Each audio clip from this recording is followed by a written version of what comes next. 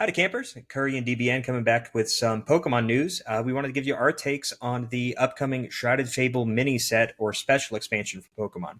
Um, this is kind of an interesting set. Pokemon does these a couple times a year where we will get a set that is comprised of what would be a single Japanese set or what Japan calls a special set, rather than our usual release, which is an amalgamation of a couple of Japanese sets in addition to some extra promo cards and what have you. We're going to be looking at some proxy images because these full English cards are not yet fully released, but we are using Pokemon proxies today. We'll have a link to them down in the description. We're going to first skip to the bottom and look at some of our trainer cards because they can often be some of the most interesting cards in the set. And the first card to look at is one of the A specs from the set, and that is Dangerous Laser. DPM, what do you think of this card? Well, boy howdy, I think it's funny. I think it would be really funny. This is the exact kind of card I wish I would pull in like a starter challenge, but you don't have that for Shrouded Fable, which is such a bummer because this would be the funniest thing to be playing there. But I do think it's a little bit of a joke. I actually was really disappointed by this card, right? Because I was really hoping this would allow you to burn and poison yours or your opponents, which would reactivate the Hisuian Electrode and Cloth deck that I loved so much, potentially. But I think it seems really gimmicky compared to all of the other A specs, which seem so much better and so much more consistent. Yeah, for sure. And, if you look at this artwork and if you go look up the card Hypnotoxic Laser, a lot of these A-Spec cards have been callbacks to very powerful trainer cards from the black and white era. And at the time, that was an item card that poisoned and potentially put to sleep your opponent's active Pokemon. It was very powerful, had a stadium that went with it. And that card was almost too broken for the game. There was talk of banning it at one point. And so to get a worse version of that card that you can only play one of in your deck is kind of laughable to me. Yeah, but they can't all be a bummer, and it's a bummer too because I do love applying conditions to things. Sure, yeah, especially something like burn. You don't really see burn very often. I imagine that there are several people that don't even know what burn does. But yeah, I don't expect them to find out anytime soon because no one will play this card. I mean, I didn't learn what burn did for a year until Cloth was a thing. So exactly.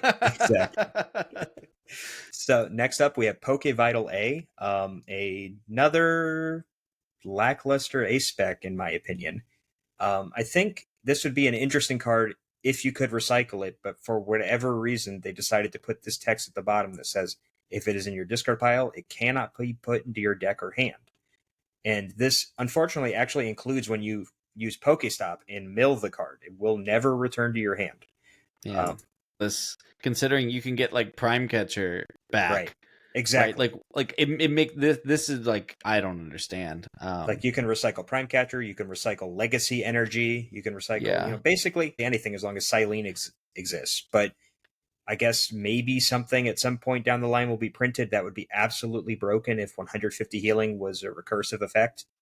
There's so many things that one shot in the modern format. So like I don't know if this makes a ton of sense, but I'm not the devs. I will say I think this is another like card in what me as a newer player or returning player after a very long time is noticing is like sometimes I feel like they make cards that are designed to not be played, which is a little bit of a bummer, and I feel like this is one of them. Mm-hmm. Next up, we've got Nightly Stretcher, which a lot of people initially confused with Rescue Stretcher and kind of bought all of the gold versions of it out on TCG Player. But, wow, I didn't hear that. For now, Nightly Stretcher is an interesting card. It's kind of like the middle ground of a lot of different recovery cards that we've seen over the years. And I think you have some cases come up where you want to Super Rod to put something back into your hand, or you want to play a Superior Energy Retrieval, and maybe sometimes you kind of wish you could have either an extra copy of that card, or you feel that adding an additional copy of that card is kind of too much for your deck. And so this kind of gives you a little bit of a middle ground, or just a quick fix for some of those tight spaces you can sometimes find yourself in. Yeah, I think this is a really well-designed card. I mean, it probably won't see tons of play, but it is so flexible. I do really admire sort of the design of it, just being like, hey, we're going to give you something that is extremely useful and flexible, but not as good as any of its comparisons at any one thing. So that's pretty neat. Yeah. Now, I know you were really excited about this next card, so I'm going to let you take the first whack at it. Yeah, the Binding Mochi. I think, is it Mochi? Is that Yeah. how you say it? Okay. Yep. So I mean, I'm a sucker for a cloth deck, Yeah. baby. Yeah. It's And I know there's some other stuff that I think this is more clearly designed to go with, but I'm really excited at trying this tool in cloth deck, allowing the poison Pokemon this card's attached to do 40 more damage to the active. You know, there's like that cloth thing of it doing like 180, right? Wouldn't clear some of the, at the time V's and basic EXs, and this yep. potentially gets you over that hump, which is kind of big. So I'm hoping to bust out my nice foil cloths in a bit once this comes out. So I think it's a cute card. But I like cute cards. I'm a casual, so Yeah. Hey, there's absolutely nothing wrong with that. But I think, and like you said, there are a few other cards in the set that kind of combo with this that let you do self poison on some of your Pokemon. So this card is not necessarily just limited to being a cloth tool.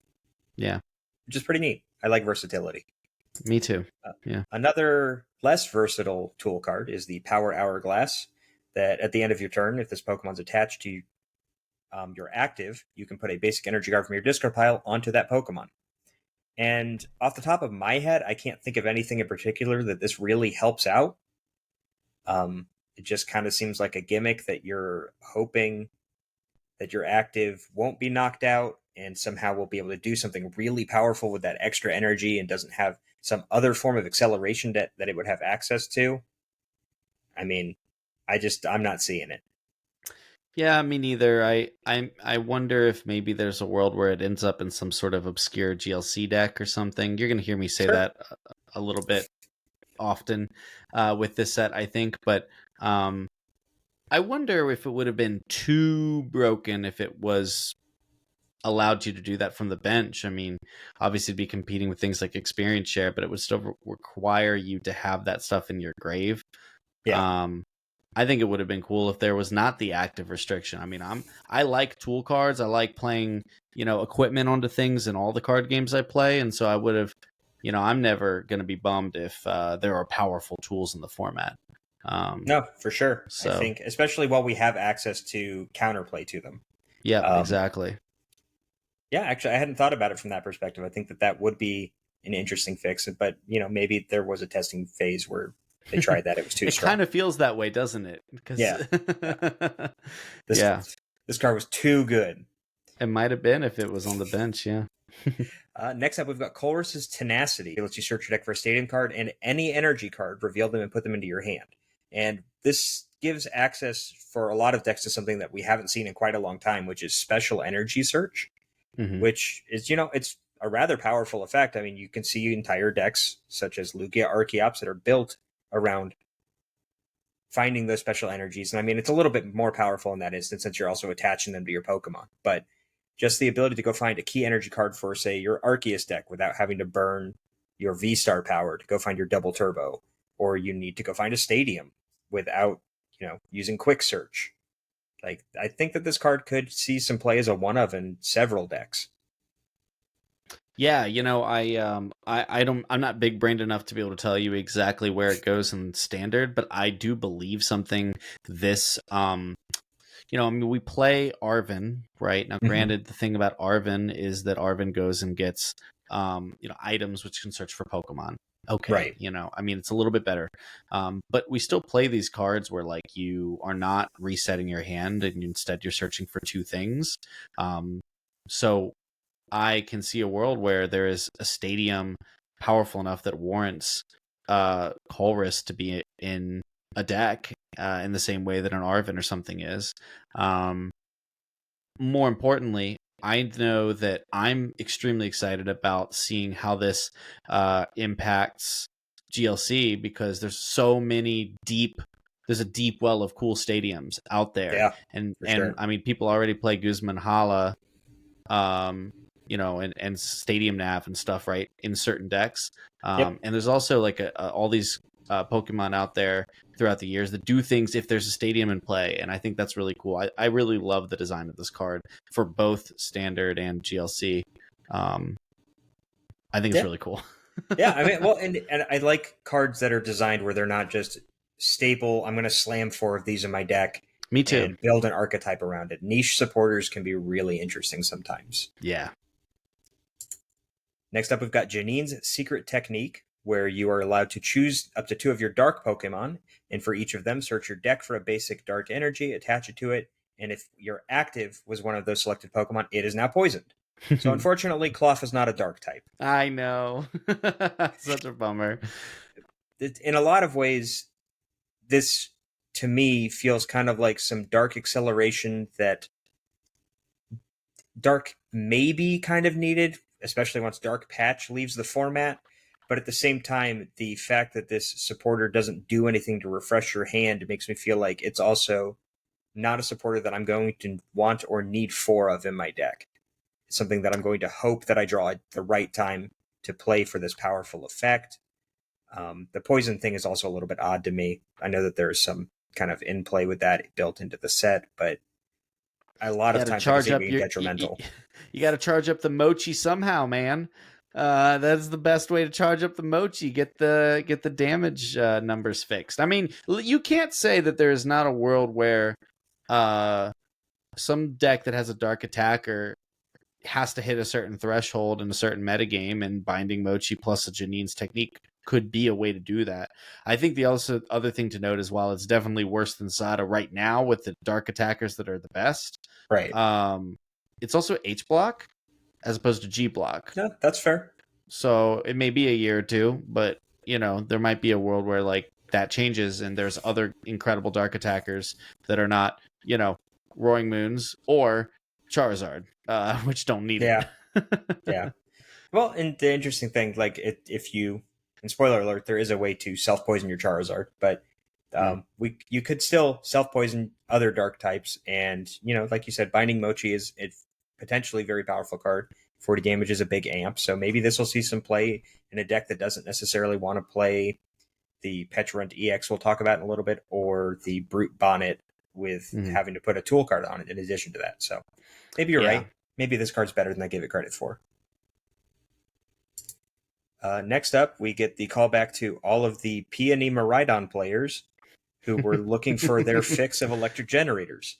And rather than discarding your whole hand to go find your generators, you have to hope you could discard the rest of your hand and then play this Cassiopeia supporter card, as you can only play it when it's the last card in your hand. But if it is, you get to search your deck for any 2 cards and put them into your hand, which admittedly is a very, very powerful effect. I mean, you essentially get to quick search twice, use 2 for seal stones, but you have to be able to burn through the rest of your hand. This is another one that I'm really not quite sure what to think of, because that effect is very powerful, but it's not all really that easy to get down to 1 card in your hand. Yeah, I not to keep bringing up GLC, but I was looking at a couple decks that have the they're structured around emptying your hand and then using really powerful things that require you to have an empty hand that have been printed throughout the history. And I guess I just didn't realize how many of those things, as a relatively new Pokemon player, how many of those things have existed and seemingly have, these powerful effects. And what occurred to me there too was like, there is some really unique deck crafting that goes into like playing things that are designed to be played, right? Like that sounds weird, but like playing things that are designed to be dumped, right? And like you're not playing things that have a chance to sit in your hand unplayable, playing more things like trekking shoes, playing things that discard other things out of your hand, the ultra balls and stuff. Like there's enough stuff I feel like out there that like if there was that big payoff like finding the electric generators and stuff that you really needed to get, because it's only 2 cards. And I just I can see a world where some big brained person figures out a way to like do that super reliably. It's just not going to be me. But the way you phrase that, I think, is really kind of on right on target, where this seems like it's not going to be a card you're going to see in a long game playing deck like Gardevoir or Charizard or any of these really stage 2 decks. It's going to be something that more than likely that is aggressive, that can afford to play either cards that are going to burn resources that they don't plan on trying to save for later, or you're just trying to get through your deck as quickly as possible and find exactly what you need. Yeah, and it is nice that you have Mew EX in the format and Yeah, Bibarel in the format and stuff to like, okay, you dump down, you Cassiopeia, you refill. But yeah, I think you're right. I don't expect us to see it in like super meta lists, but you never know. yeah, you never know. Coming to an aggro deck near you. I Now, coming to won't the complain. opposite end of the spectrum, Ugh. we're going to talk about a tool that for a while was supposedly going to end Pokemon. But it's Control and other maybe late game mid range decks have gained Xerosic's Scheme, which I think has been officially translated to Xerosic's Machinations, Mm, which reads: Your opponent discards cards from their hand until they have 3 cards left. And this is kind of like it's a combination of a couple different cards. I mean, it's the supporter version of Hand Trimmer, or half of a Hand Trimmer, I should say, in that your opponent gets to choose what to discard, but the number is significantly harsher. And yeah. we've seen in standard format very frequently people that are playing decks like Gardevoir, Lost Zone, a few other things. You'll end up with hand sizes of 8 or up to even like 18 cards. And Hmm. something like this could be totally backbreaking in that scenario. Do you think that this is powerful enough that it would just cause those decks to diminish in numbers, and then suddenly this card's not very good, and we end up in this cycle where they kind of just wash over each other with which one is the right thing to do at a given time? Or is this just going to be a staple in control decks moving forward? Well, I'm probably not qualified to answer that question. Um, but I will throw out like maybe a sort of comparison, Okay. which is somewhat recent. I look at how, um, and it never really made the stage after rotation, but how when when Airy came out, Mm-hmm. you were seeing Airy being popped into things like Charizard, but actually I think the place that it really stood out to me was in Arceus, which Arceus ran into other issues, which I think kept it out of the real metagame. But Arceus leveraged a card like Airy really, really well because it was already, had these, it wants to judge things and then refill off of Bibarel. It also wasn't Mm-hmm. punished really by things like this. I think that something like this might actually, open up those sort of like bulky stage one, you know, reset the hand, judge things, Bibarel, again, and punish the sort of super combo, dig through your deck, require those Mirage Gates to not get Mm-hmm. dished, require those switching effects to not get dished. I mean, you know, um, I can really see this being leveraged in those like I don't want to say I always try to liken things to other games like mid range is what Yeah, Arceus always felt like, right? And those mid range archetypes, which I'm not even sure if it's a great comparison to Pokemon, but like I feel like they could really leverage something like this. I think to like Arceus, and I'm like I would play this in Arceus, or try it. fair enough. Fair enough. Next card is the last A spec for the set, but Neutral Center, which is the first A spec stadium, I believe, ever, which reads: Prevent all damage done to Pokemon that don't have a rule box by attacks from your opponent's Pokemon EX and Pokemon V. And again, has the text similar to the healing card we mentioned previously that says if this card is in Mhm. your discard pile, it cannot be put into your deck or hand. And now this one, I agree with having that qualifier on. I think if this Yeah. was a card that you could put back repeatedly, it would be absolutely busted. You would have to lost vacuum it on site, or you would just lose the game to it in a lot of scenarios. Do we have a way to recycle stadiums right now? Yeah, we have Roseanne's backup, Okay. and Well, also and Silene. Yeah, Silene. Okay. but But Roseanne's backup was the big one because it's a card that sees right. play in a few different decks to get back set multiple resources in one go. And this card Okay. would definitely give it more reason to see play if it was able to be put back. Sure, sure. Makes sense. Yeah, I think with that contingency though, like I think it renders this card not very good. I mean, I don't know. It feels to me like a survival brace equivalent or any of those things Sure. where it's like you throw it down on a turn where maybe you've, hand disrupted, and you're hoping that it sticks and Yeah. can't be messed with. It gets removed by the same things, so I don't know. I mean, I guess it's probably better than Survival Brace because it doesn't take a tool slot, right? But it, again, like, obviously it's only good against EXs and Vs. Right. So, and it's only good at protecting single non-rule boxes. So it's like it's only really probably good in, probably, I don't feel like Lost Box wants this. I know No. Ancient Box doesn't want this. Right. United Wings? I don't know. Maybe. But the one niche scenario that I've heard people talk about bringing this card up in is with a deck like Great Tusk Mill, specifically where you're able to Oh. remove other resources from your opponent's deck, and so they potentially don't have an answer to this. And there Yeah. are a lot of games with that deck where you feel like you're maybe just one attack short. And if this Mm-hmm. can buy you that extra turn, but like you said, I mean, Survival Brace in a lot of instances would do exactly the same thing. So it's hard to say which one really would be better or if either of them are any good.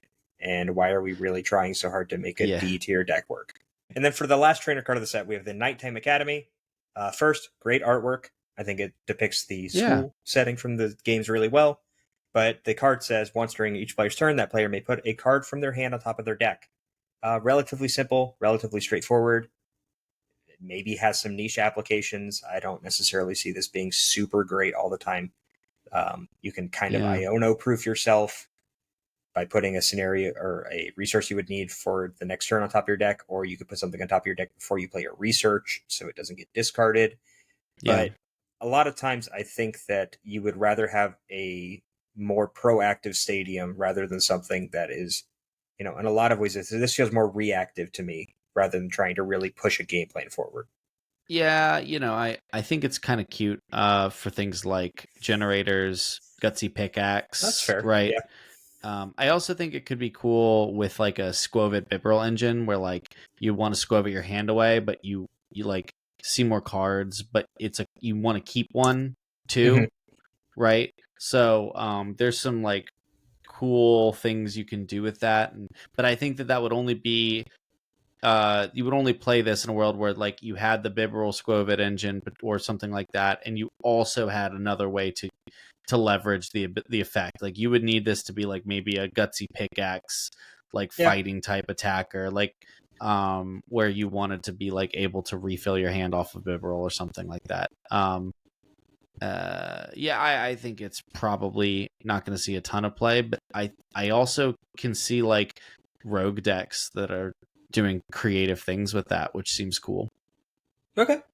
Yeah, definitely. I hadn't considered the energy accelerations that were top deck dependent. I think that's a really great point. So now that we finally finished all of our trainer cards, we're going to zoom through these Pokemon because, unfortunately, spoiler alert, most of them are not very good. Notably, as DBN has brought GLC up a few times, these are the first Joltik and Galvantula that have ever been available to grass. So there's that. History in the making.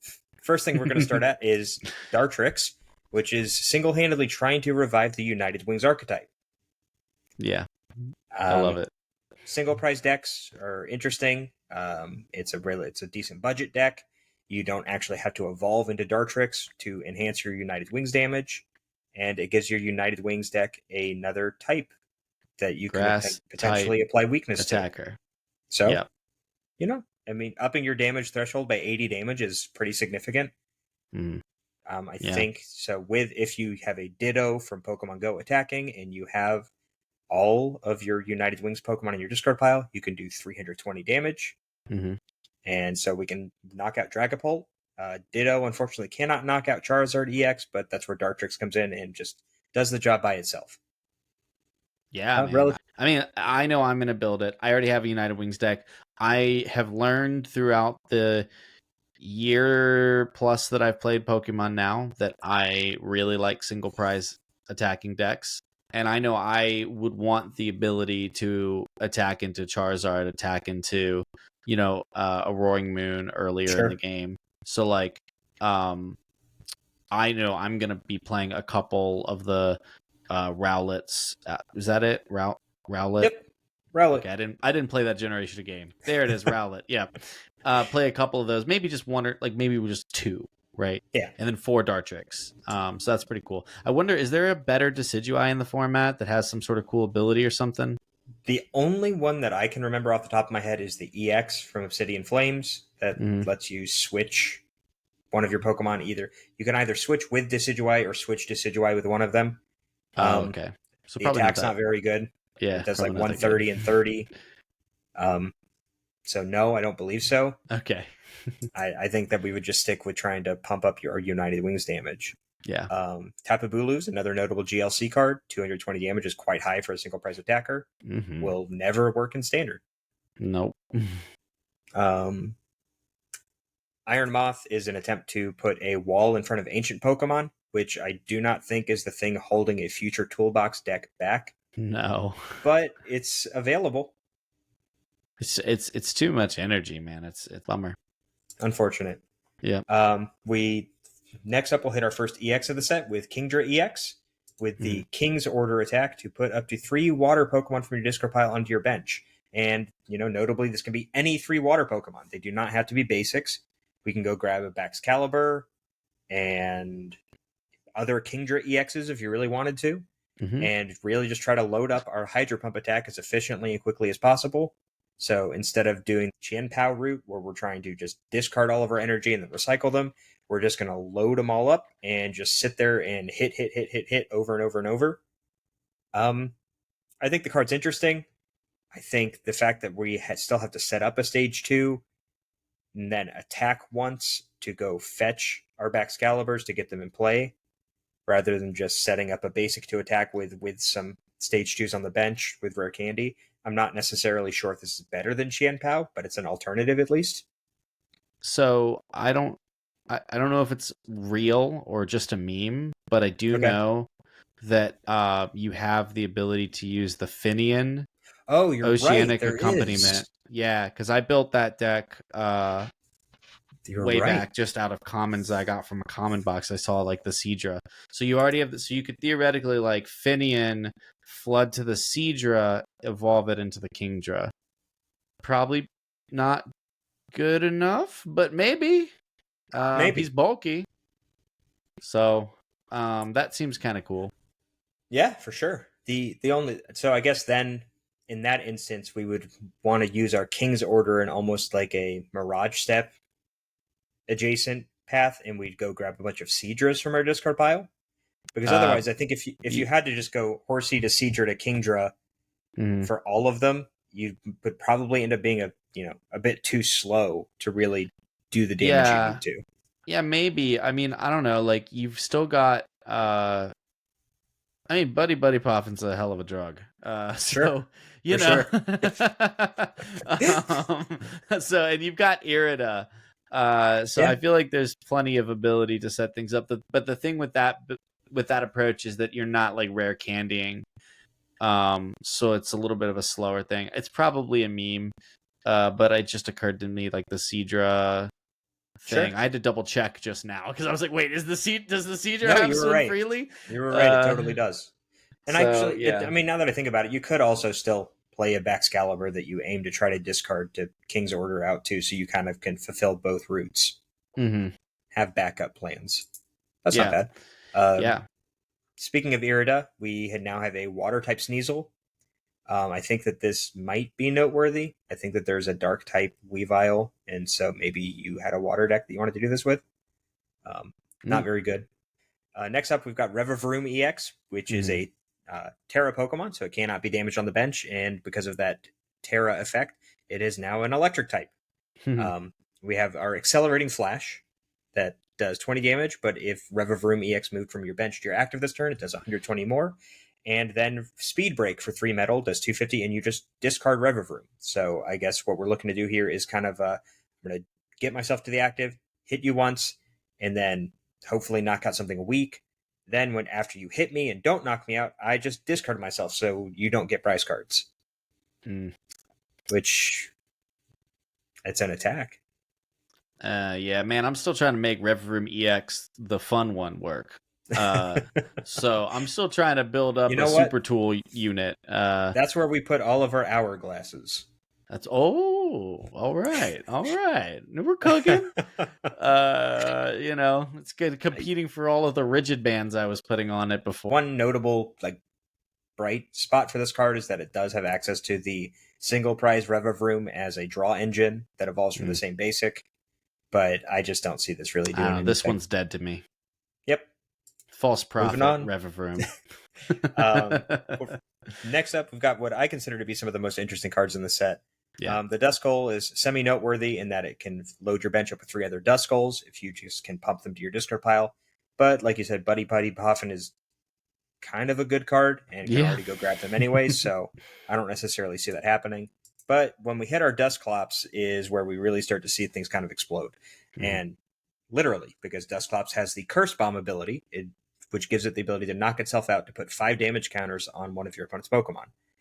And then Dust Noir has the souped up version of this, still knocks itself out, but instead puts 13 damage counters on one of your opponent's Pokemon. And the major pairings for this are looking to be either Dragapult or Charizard. I've seen a few other things with Lost City shenanigans to turbo your Lost Zone into play and then use Sableye. But for a lot of things, you're looking to just do math fixing or to intentionally alter your opponent's prize count to make your Charizard do more damage, or activate a counter catcher, or Iona them to a lower hand size, or activate Roxanne. I mean, there are a lot of alternative effects other than just putting the damage counters in play from this card in this evolution line. I think that's pretty cool. Yeah, man.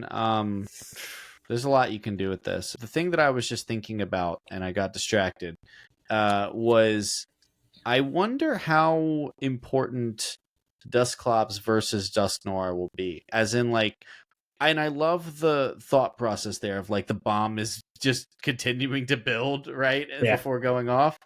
I wonder how often people are going to like value the bigger one but have to wait an extra turn, and again it's 90 HP, so susceptible to Greninja. Right. So like I wonder what the thought process there is going to be. I think that will vary from deck to deck. But at the same time, I think in a lot of instances, if your opponent is spending resources to knock out your Dusclops instead of knocking out something like your Charizard or your Charmeleons or what have you, I think you're okay with that. I don't think you necessarily need to get the effect for this card to be super powerful. The scary thing is that this card is enough of a threat that even if you expect your opponent to knock it out themselves, you're afraid enough of it that you may have to go out of your way to knock it out anyway. Right. But as far as like damage numbers, I don't know. I think that there are some instances where you can just full sweep. I think a lot of times the Dust Noir is going to end up being overkill. But there could also be instances where you need to do that because the Dusclops is not quite enough. So yeah, I mean it does. Dusknoir hits Greninja with 13. Yep. Hits Bibarel. There's a lot of support Pokemon that are like essential to strategies that this hits, for sure, which is cool.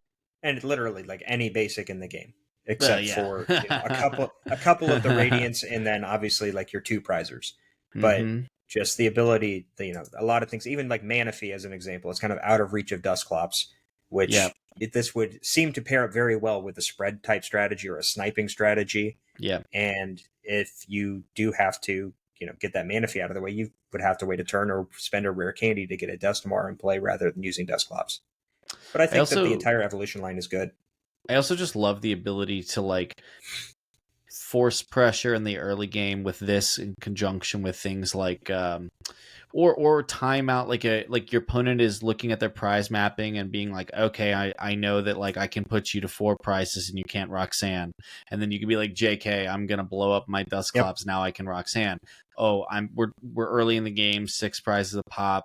I need to use my supporter to Arven, but I can also now go counter catcher after Dusclopsing. Like it's kind of nuts what this lets you do, and how many cards in the game are based off of who's ahead on prizes. So it's pretty cool. Cresselia might be a GLC card just because it can do 160 damage. Maybe. I mean, it's cool that it turns one of your prizes face up like for the rest of the game. I mean, it's kind of cute. It's a unique effect. Yeah, 160, That's and you not get bad. something you want. Like you actively probably want that. I mean, you know, GLC decks play town map anyways. Yep. So I like the Blood Next, Moon Ursaluna a little bit. I mean, yes. I think it's like kind of niche, but like like fighting has like no acceleration, and so this being able to like, yeah, you have to have in your hand, but we do live in a world with like, uh, you know, earthen vessel, Hmm. so like it's not unfeasible that you could have that. I think the ability to like fully charge it up, whether it's for GLC or maybe maybe there's a deck that like already is trying to like accelerate a bunch of energy or like get a bunch of energy in its hand for something later in the game. Like I can genuinely see like 3 expansions from now, there's a fighting Pokemon that has a deck based around it. It wants a single prize attacking option, and Blood Moon Ursaluna fits into that perfectly. Like you know what I mean?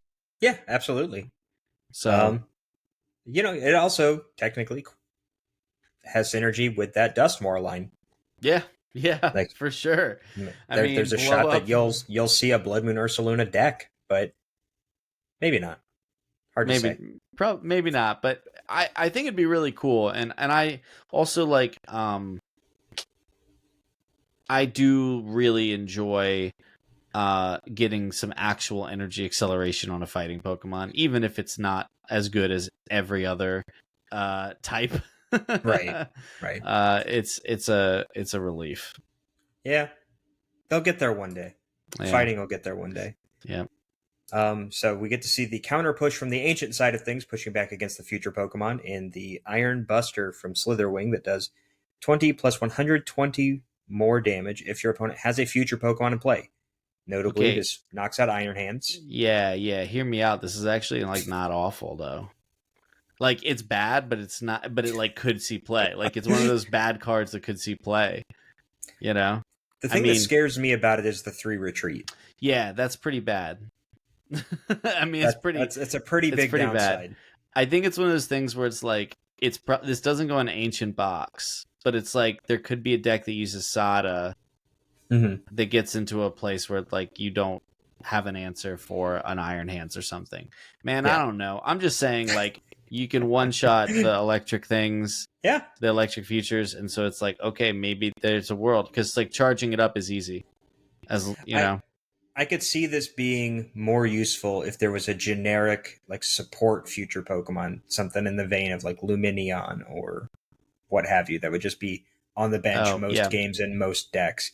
But being a niche counter card, I don't think Iron again like similar to Mhm. the Iron Moth. I don't think that Iron Hands is the thing holding future decks back I or almost ancient decks, I should wonder. say.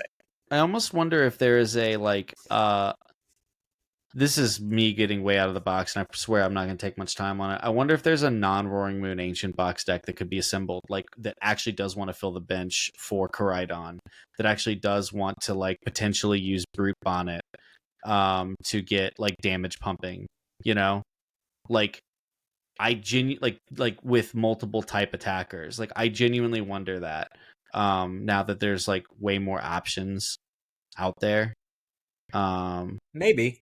I think that it's hard to argue with the efficiency of Roaring Moon, yeah, but and I mean I'm an Ancient Box believer here. So like I love Ancient Box. I'm just like looking at it from the perspective of, like this is a card that's like, oh yeah, it's like I think the thing is like the issue is the switching. It's the same reason like Cloth wasn't that good was because they just boss stall your Brute Bonnet and you're like, yep, well, yeah. GG's. And now we're gonna put another 3 retreat guy in the deck. Yeah, yeah. They need, Yikes! yeah.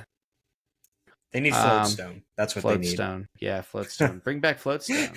Said no one. They're the ones that need future booster capsule. Okay, but wait, hold on. A fighting type exclusive Floatstone would be pretty cool. You know, like only works on fighting type Pokemon. That'd be pretty cool because they've all got like a million retreat costs. We can move on. They do, but I don't know about Yeah, that. We got Crobat that has synergy with Janine. Still not a super great card I because like Janine it. is not as it's not a the problem is Janine is not a supporter that you want to play 4 of and then have to put your support stage 2 Pokemon in play to hopefully make it work. That's what you But think. okay, yeah, prove me wrong. I welcome it. I welcome it because I I am absolutely love Crobat. oh, But that's what I was about to say. Crobat is one of my all-time top 10 Pokemon for me. Huge Crobat fan.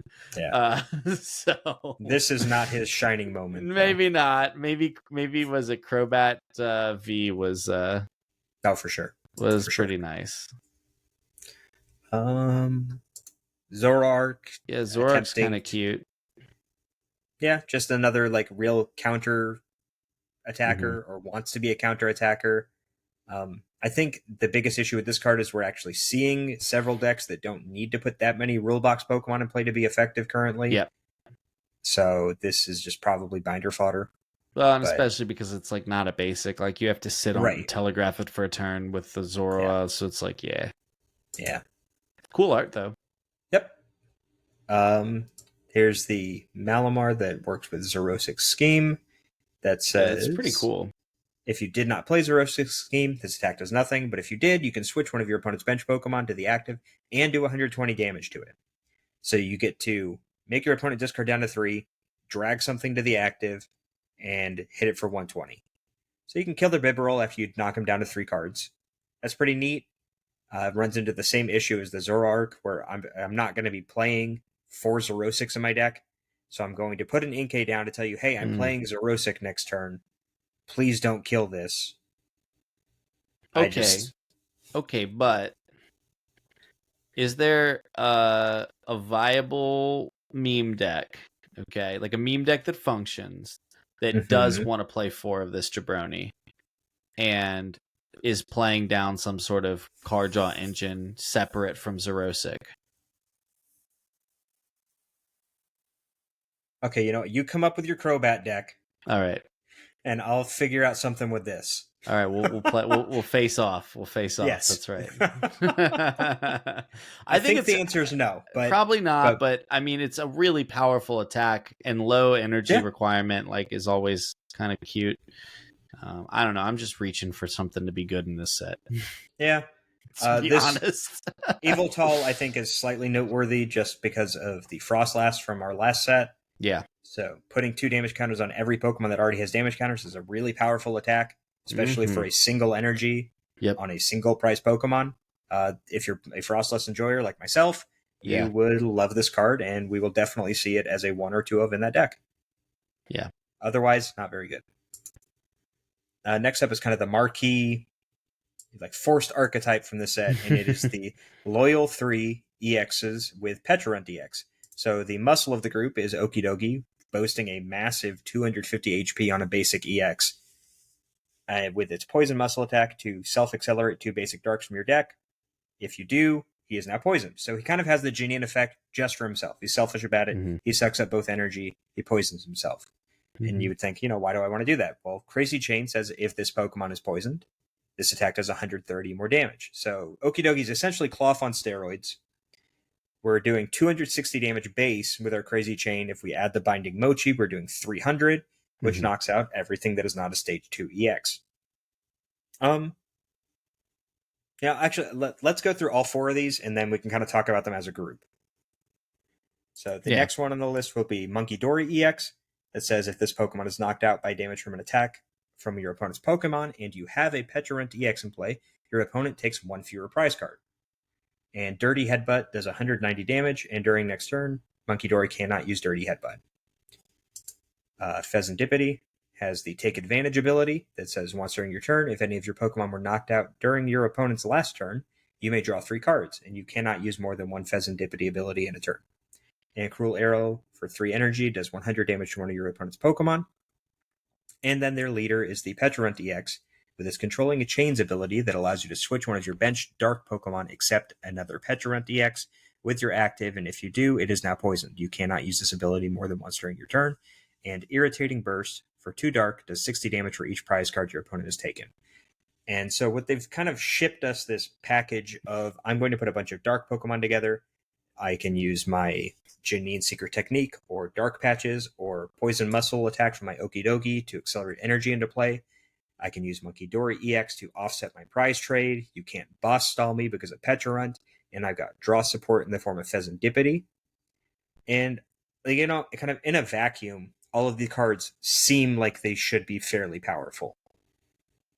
But my concern is just that it's going to be too high maintenance to really keep it all together when your primary draw support relies on your opponent taking a prize, and then you're hoping that that's enough draw that you can use Janine as your primary supporter to really keep your deck functioning.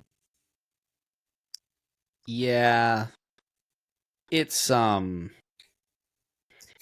if they weren't all two prizers, that's the thing, right? Because Well, and like that's kind of what the Monkey Dory's for, but he's not a good enough attacker, I think, to justify that. right. Well, and so like I mean, just think about the fact that like even the 250 is Mhm. not hard for most decks to hit. Right. Um and it's certainly not hard for, you know, any of the scaling damage things, right, to hit. I mean, I don't see how this deck, like right now, I don't see how this deck ever beats any of the top things in the format. Um, just because none of the numbers really work great. They have no like multi-prize taking ability, Right. which is what you would need against these decks like Guardy. And so like, and then they don't insulate themselves well because like, okay, so Monkey Dory gets put in the active to like clear a little thing. All right, boss something that doesn't just give off one prize. You know what I mean? Right. So And like, at that, you still have to put 3 energy on the Monkey Door. Like everything takes 3 energy except for yeah. Petra, and that's a massive investment. And it's also like it's not just attaching up to that because yeah, you have obviously the new supporter, you have Dark Patch, right? But it's also you have to get the energy, and then Right. you have to put the energy in the discard pile if you want to use the Dark Patch. Right. There's just too much going on. I mean, I am looking at this from the perspective of like maybe Okidogi is uh okay just on his own, right? Okay. Maybe Pekarunt is okay on its own. See, that's where I Um, was coming from. I thought Petra was good just because the controlling chains ability is very powerful. mhm. Being able to prevent boss stalling in any dark type deck is very strong. And I also thought the Pheasantipity ability I was about was to say that too. actually relatively strong in single prize decks specifically. Hmm. I mean, and maybe it's just strong in general. I mean, we've seen a lot of decks play Rotom V. Maybe this either replaces it or acts as the kind of midway point where maybe you have your Charizard deck and you take your Bibarel out of your deck so you can put a Pheasantipity in instead. Maybe you take the Rotom out. It's hard to say which one would really fit better I mean, without I testing don't that think out. you'd take the Rotom out for Pheasant because like Pheasantipity, right? It's only if you have something knocked out, yeah. True. Yep, that's correct. And it has to be But during it's your opponent's turn, so you can't combo it with the Explodey Boys. right. Right. Um, They both have yeah, advantages, disadvantages. for Like it sure. doesn't end your turn, etc. So Yeah, I do think there's some cute stuff that you can that somebody can probably do with most of these. Maybe not Monkey Dory, but most of these. Uh, man, you know what the thing about Monkey Dory is like there's just too many downsides. It's 3 mhm. energy and it can't attack the following turn Right. unless it switches back out, which you can do with Pekarunt a little bit, right? Yep. But it's just like you got to there's too much you got to set up. Right. It's just yeah. I mean, cool concepts at play. I think poison and status effects are, as I expressed, very cool and fun, and I want more of that to be in the game. Yep. But I don't know if this is it. Yeah.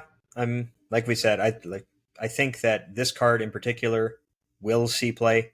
Mm-hmm. You'll see it in Charizard decks. You'll see it in Roaring Moon decks. Mm-hmm.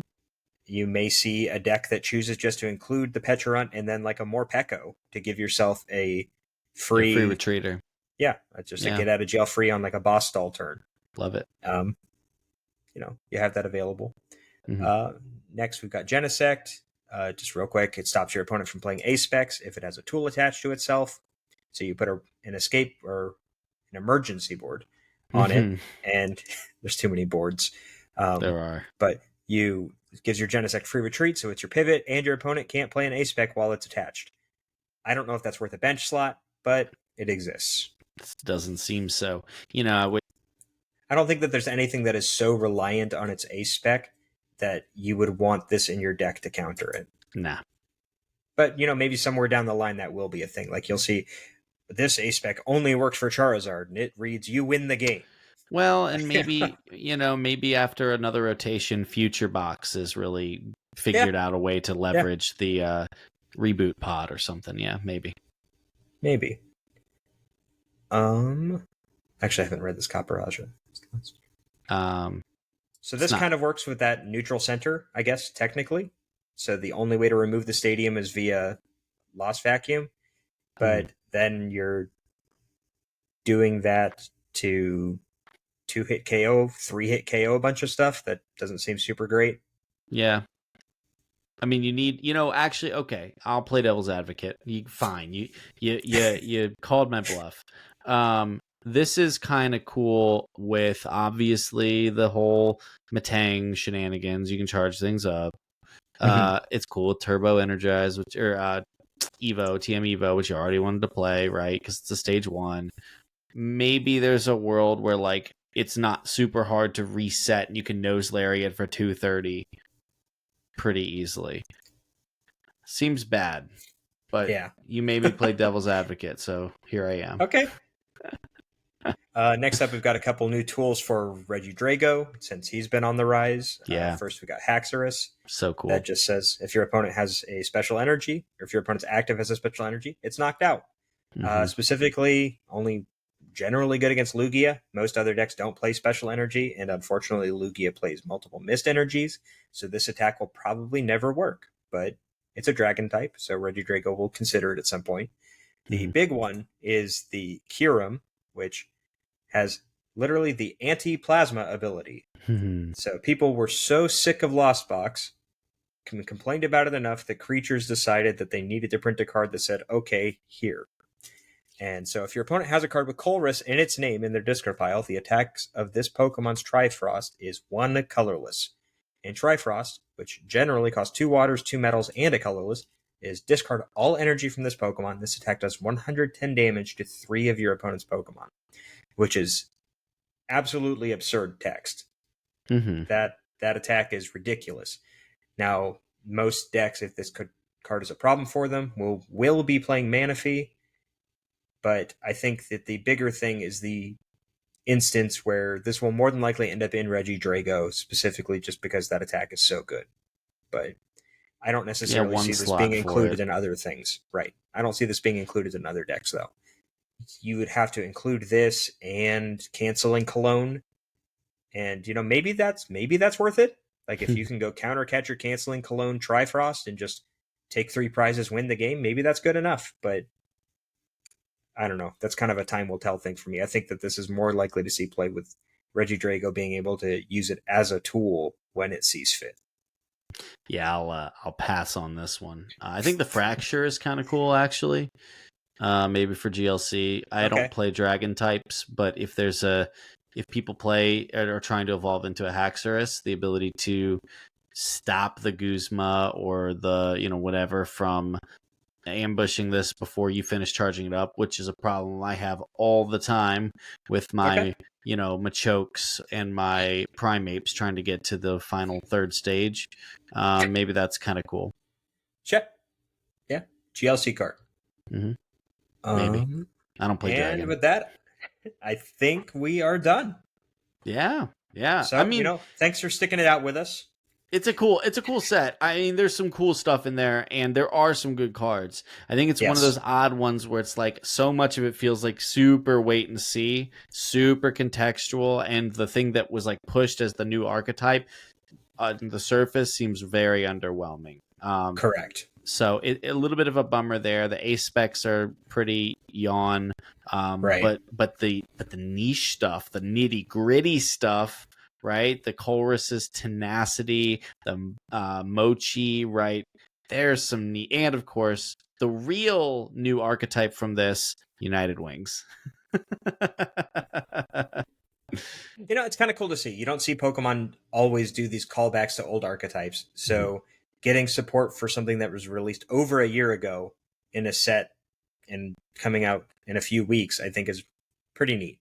Yeah. I But, agree. again, thank you for sticking out with us. We hope to see you in our next video. If you liked what we did, consider joining our Discord. We'll have a link in the description. Subscribe to us if you really thought we did a great job, and we'd love to hear from you in the comments. We'll see you on the next one. Bye.